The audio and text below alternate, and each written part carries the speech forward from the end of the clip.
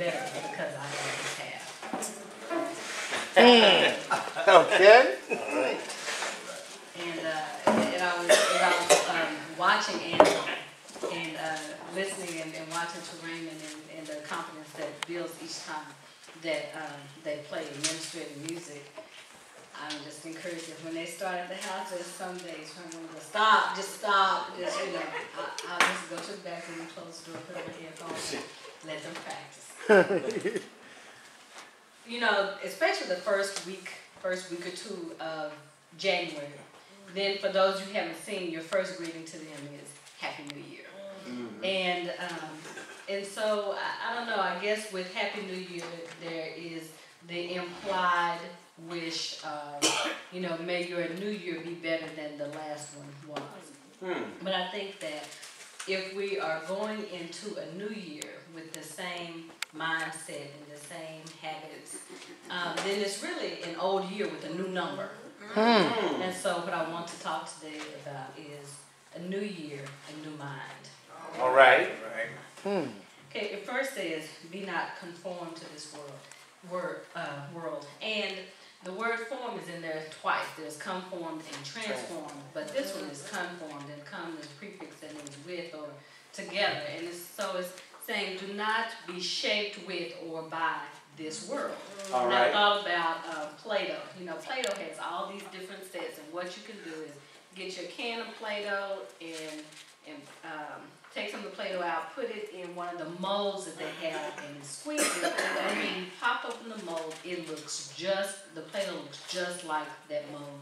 And God is telling us that He doesn't want us to be molded by the world. All right. One of the children's stories is The Emperor's New Clothes, where someone comes in and says, you know, we have this brand new fabric, and only those who are worthy can see the fabric, and, you know, and can't you just see the design? And the emperor didn't want to look foolish, and if they said you can only see it if you are worthy, but he didn't want to be unworthy, so yes, he could see it. Oh, I love the patterns. That's just one. Look at the sheen to it.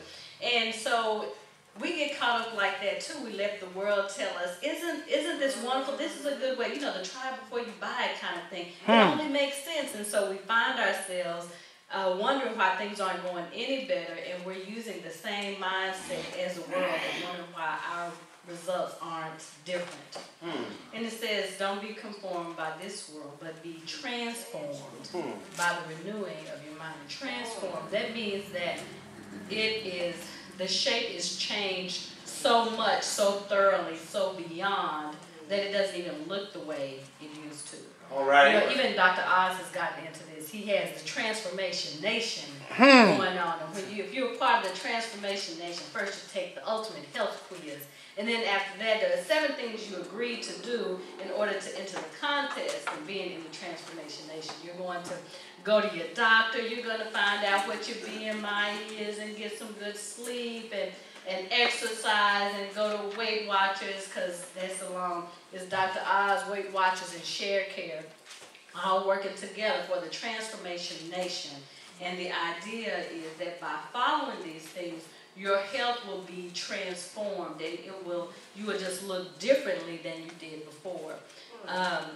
God's earth, the heavens declare the glory of God. The firmament declares His handiwork. We can find and see the principles of God even in nature. There are some insects that go through incomplete metamorphosis. So it means that the adult bug looks just like the juvenile bug. It's just bigger. But in complete metamorphosis, the adult doesn't look anything at all like the juvenile. And so the classic example is the caterpillar. You know, the caterpillar, he chomps on the leaves, and if you have a garden, it might get to be annoying. That's why you plant enough of them away from your vegetables. And so then it goes into the chrysalis stage and forms a cocoon, and after much stretching, then it becomes a butterfly. And butterflies don't eat what caterpillars eat. And butterflies fly, you know, they soar up. They don't stay on the same level as caterpillars. And so if we are going through a complete transformation, then where we are now should look different than where we were. All right. Matter of fact, this word is also translated as transfigured, as when Jesus was on the Mount, what we call the Mount of Transfiguration, that he changed to the point where the disciples were like, let's just stay here. We just gonna build 3 tabernacles. We just gonna stay here. The change was so great, and that is the same word that is used when it talks about transforming our minds. So, how do we transform our minds? Well, it is by the renewing of our minds. We are transformed by the renewing of our minds. And to be new means to have something fresh occur as a result of change, something that's recently produced as a result of change. It didn't exist before, but now it does because of a recent change. And for us, that change is Christ. All right. Once we become His, then a change takes place. But we are responsible, in a sense, for renewing our minds. And it's even such that renewing also means going from being an enemy of God to not just being a friend, but to loving God and His law. Amen. So when we renew our mind, there's a verse that says the will puts into practice what the wit devises. The wit was a word that was used for mind. And so it was saying that those things that you think on, then that's what you will act on. Which is why it is important that our minds be renewed. What's on the inside is going to show up on the outside. Right. And so I remember that when I was going to have surgery in '93, we got there before my doctor. We were checking in, and there's a gentleman standing over on the side in scrubs. And he said, well, since you're here, let me introduce myself. I'm Dr. Jones. I'm going to be your anesthesiologist, so come over and I'll tell you what we're going to do. So we sat there, and I'm on the edge of my seat, and I'm looking.